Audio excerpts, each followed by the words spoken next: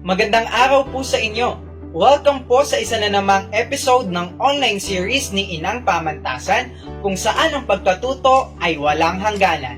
Ito ang PNU Talks. Ako po si Carmen, ang inyong Learning from Home Buddy sa episode na ito.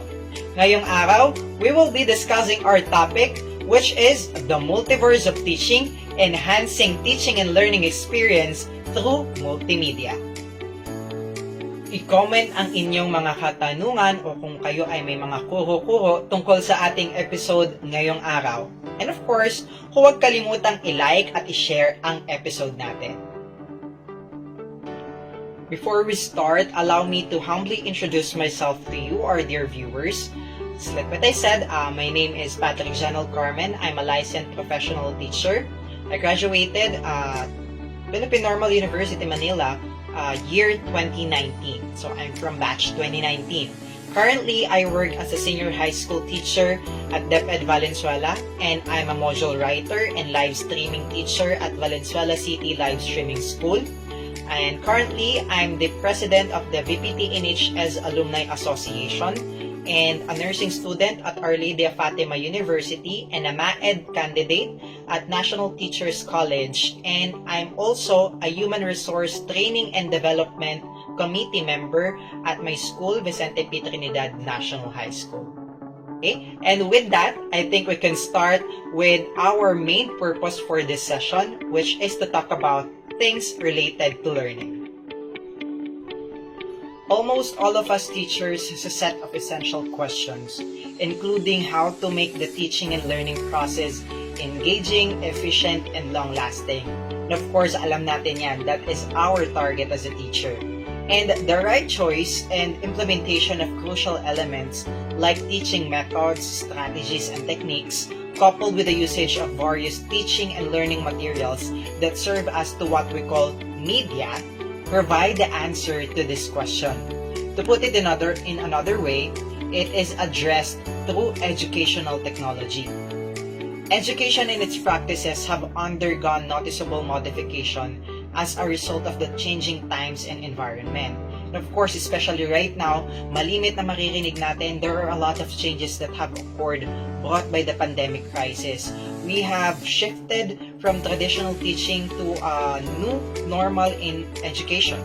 And in the context of today, the traditional model of teaching and instruction is less effective, or what we call teacher-centered. Therefore, a more comprehensive approach that incorporates technological tools makes learning delivery intentional, relevant, and structured. Methods and techniques for educational materials need to be updated in light of advancement in nearly every sphere of life. One method that strengthens educational processes through dialogue between teachers, us, and of course our learners is multimedia. Now, let's go first with the meaning and concept of multimedia. Ano nga ba talaga yung tinatawag nating multimedia? To start with, information is supposed to be transmitted and published through media. These media are referred to as information transmitters that are thought as of carriers of messages from a transmitting source, of course, which could be a person or an inanimate object, to the message recipient, or in our case, our learners. The past communication medium was the newspaper with text, graphics, and images. So that's the first one. And it was followed by motion pictures, a series of still photographs on films, and projected in a rapid succession onto a screen. Next, we have the radio and television.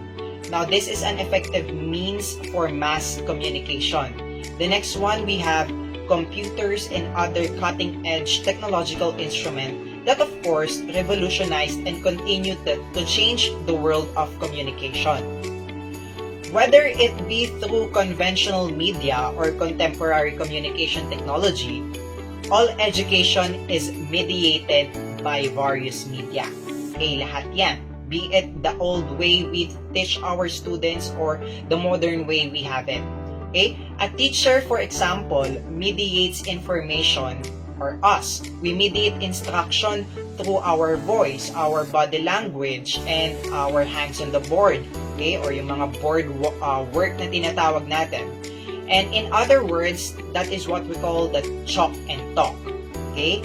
While reading a book, on the other hand, sa student naman, they absorbs author's expertise via the printed pages. Thus, we can claim that all instruction is mediated, and when we all can agree with that, of course.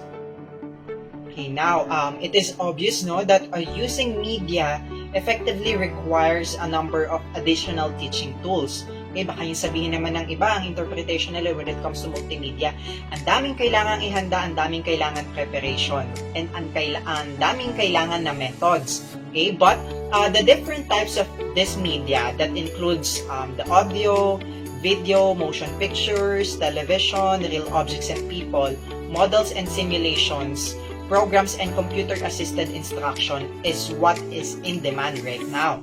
Okay, different media, both new and old, okay, makaluma man yun or makabago, they are used in a multimedia approach, of course, to improve teaching and learning. It is described as the delivery of instruction via a variety of delivery channels, presentation styles, and or sensory modalities. It is a variety of media presentations. In other words, learning experiences become more engaging, creative, dynamic, and driven through the integration of this media. So imagine the power of media. Through the utilization of multimedia, we can have our learners be more engaged, be more creative, dynamic, and driven on our lessons or on our class. And according to Phillips, year 1997, multimedia is characterized by the presence of text, picture, sound, animation, and video, same or all of which are organized in some coherent program. So now, how do we engage our students with the use of multimedia? How can we enhance our teaching and learning experience with the aid of this what we are talking about, the multimedia? Okay, you know, when student engagement is going downhill, medyo nabubore na sila, we often find ourselves reaching for the prop box. Okay, lahat ng kailangan nating maisip para lang ma-engage ang student natin, lahat yan inaalam natin. But even this they can compete, okay, once our students are distracted. Okay, you know, kahit sa traditional classroom, yung mga pen tricks na ginagawa ng mga students natin, nagdoodle while on their chairs, and other distractions, especially at home during online learning, hindi na natin yan alam. So whether our students are really listening or with us, hindi na natin yan malalaman. While there could be a lot of strategies, of course, we can discuss right now and present to you, I would like to focus on one of the effective ways to engage our learners, which is engaging them through their interest. Okay, so we have to find out what already engages our students and build it into the learning process. One of the best way is, of course, know your learners. I would like to focus to Generation Z that today accounts the vast majority of students within our K-12 school. So, kalimitan naman Gen Z ng mga estudyante natin. But like every generation, Gen Z has distinct characteristics, especially when it comes to learning. Their classrooms look different than those of previous generations. They turn to different sources of information than their predecessors.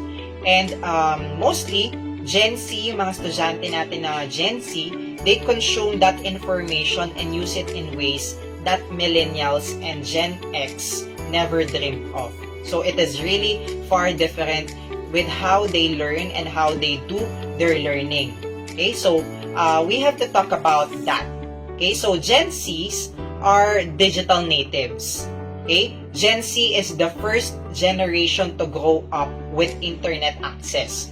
Although tayo mga millennials na abutan natin yan, or yung mga Gen X, mas naging in demand at mas naging developed yung internet during the generations of Gen Zs. Lastly, Gen Zs are expect to personalize and on-hand experiences. Okay, so they expect more of this. When they want to watch a movie, diba? Andyan ang Netflix, andyan ang YouTube. When they want to buy something, nandyan ang Shopee, andyan ang Lazada. More so, much of Gen Z's life is lived on demand, influenced by algorithms that populate their news feeds, suggest content, and recommend products. So everything that they can see online, it really affects them, and it really hone the way they want their life to be. Okay, and then yung mga personal choices nila, of course.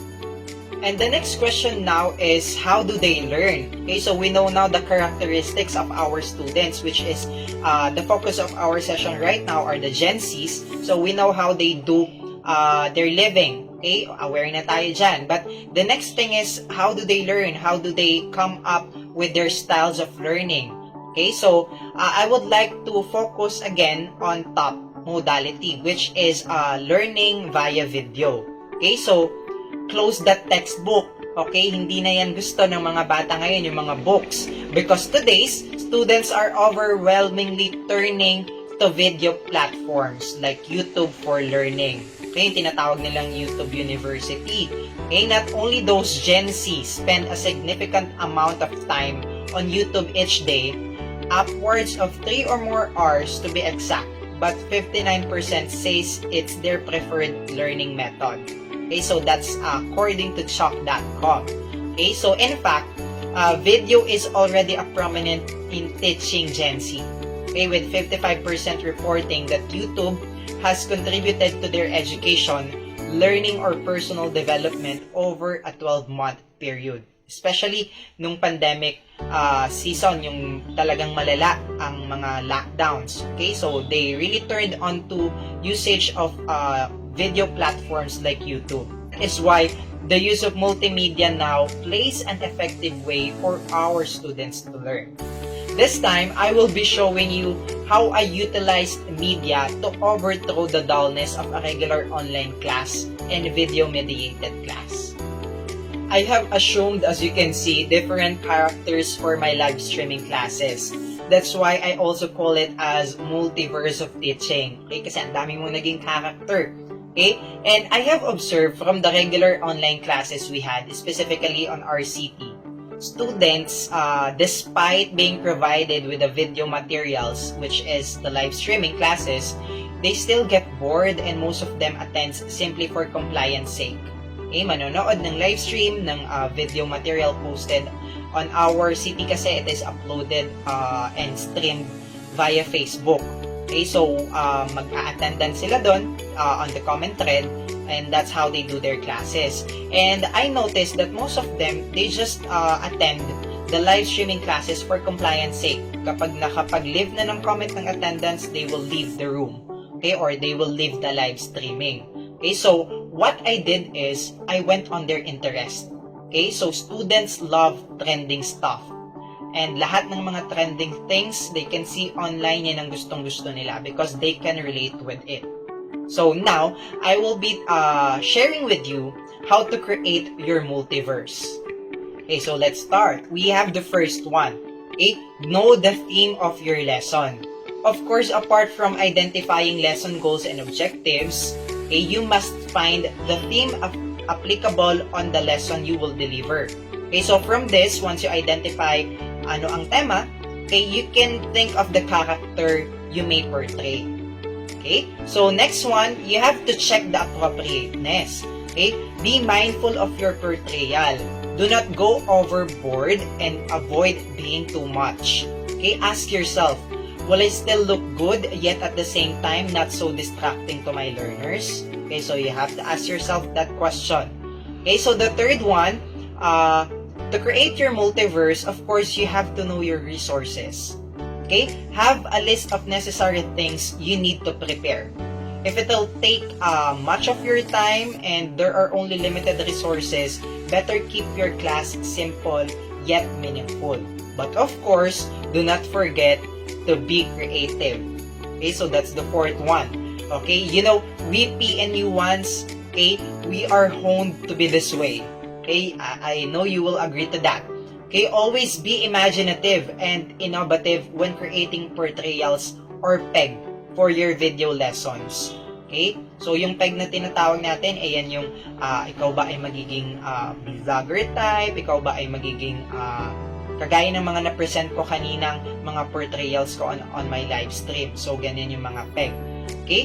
And then, it's not always kasi a tons of efforts and money to come up with an effective lesson delivery. Most of the time, it's just about being creative.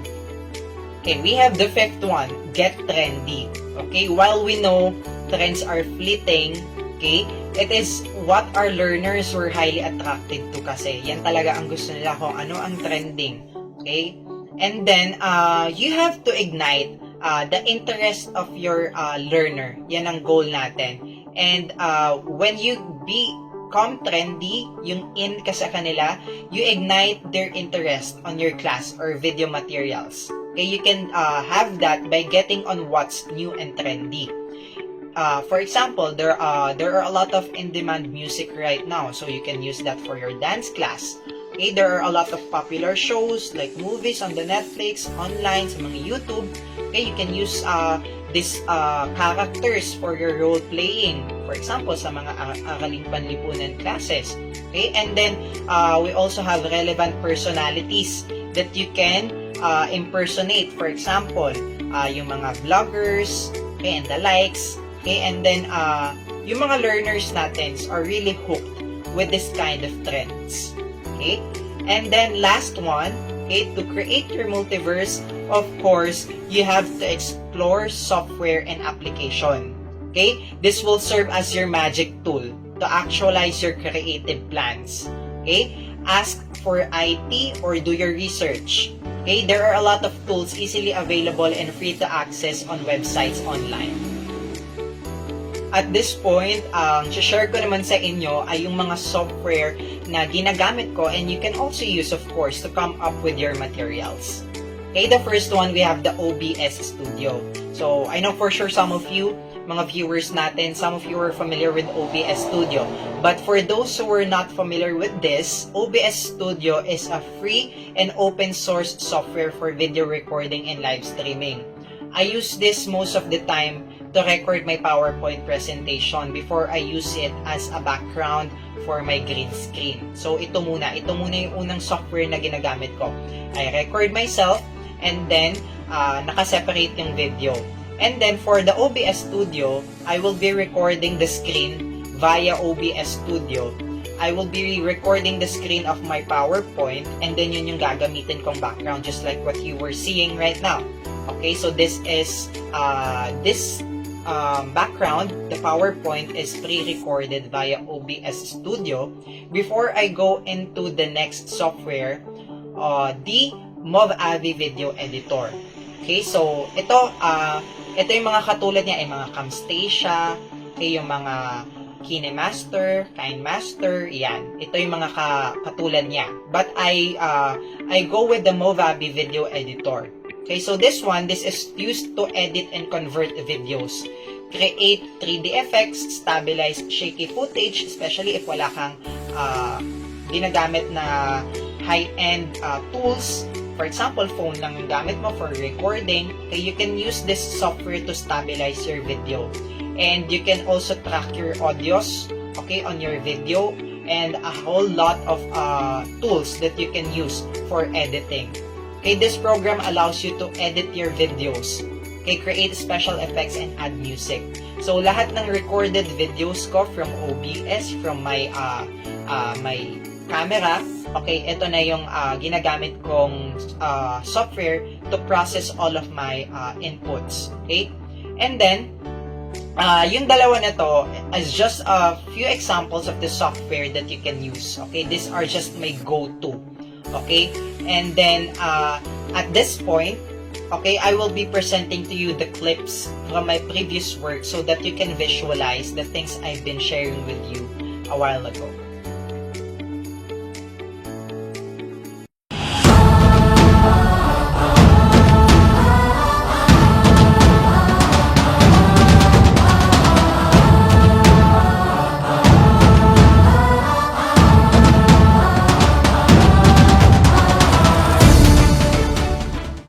Philippines serves as an amazing example of different culture, religion, and traditions coexisting peacefully and harmoniously together. Our country has its own bursting charm with a visual feast of culture, history, traditions. And one example to preserve this treasure, it is through dance. Join me in another fun-filled learning experience this morning. This is Physical Education for Grade 8.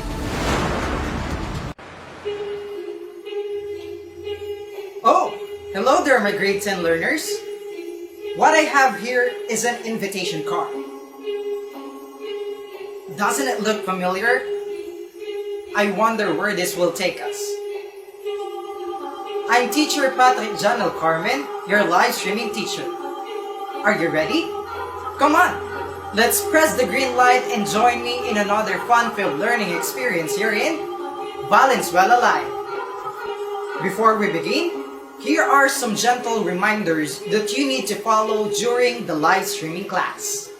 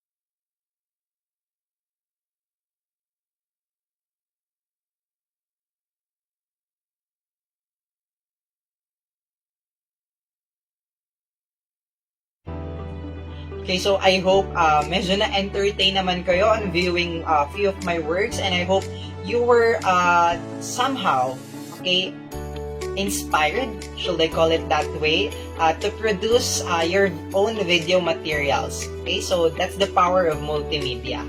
Okay, as a final point, the term multimedia approach refers to the use of many media such as text, graphics, still images, motion pictures, audio, and animation. So, nakita nyo kanina sa mga na-present kong previous work ko, that is the integration of all of this. Okay? And it is particularly effective for retaining and attracting learners' attention na mahirap na ngayon because there are a lot of distraction to our learners. And since it is more student-centric in nature and offers individualized learning opportunities, the addition of teamwork and collaborations that will be promoted by the activities we have on our plan. Okay, so hindi lang siya basta integration ng multimedia. Of course, andun pa din yung traditional way of selecting activities intended to our learners. Okay? And then, the ability to choose and arrange the media in accordance with the demands of students and the learning objectives determines its effectiveness. Okay? So, hindi lang nga basta-basta nakapag-produce ka ng material, you can already consider that effective. Okay? To plan, design, produce, and incorporate media into teaching and learning process. Okay? Us teachers must be knowledgeable about the various applications of media. Okay? Madami yan. Okay? But we cannot discuss it given our time on our session, but I hope I can discuss that with you further. Okay, so to end this, since providing meaningful and fruitful learning is the ultimate goal of instruction, the integration of media should engage more and more senses to create a rich learning environment. And I believe yan naman talaga ang target nating mga teachers. Okay, so what I shared with you is just a piece of my experience when I integrate multimedia when it comes to teaching and of course learning process of my students, and I find it really effective and efficient in such a way that these materials hindi mo lang siya magagamit on just one class. Okay, pwede mo siyang balikan, pwede mo siyang i-offer ulit, okay, to other school years. Okay, so it is really I should consider this also as to having an ROI with me. Okay, there are a lot of return of investment when it comes to investing on this kind of things. Okay, itong mga video materials, magagamit mo siya not just on a single year, but as a year goes by, as long as you have the file, okay, you can still offer it to students. But of course, if there's still need to update, especially on contents, you might opt to do that. But right now, you saw how powerful multimedia is, and I hope I helped you, okay, in instilling knowledge and of course sharing my work with you. I hope na inspire kayo and you can come up with your own utilization of media or multimedia rather to inspire yourself to be more efficient and effective when it comes to teaching and learning process. Okay, and thank you so much for listening and joining me on this session of PNU Talks.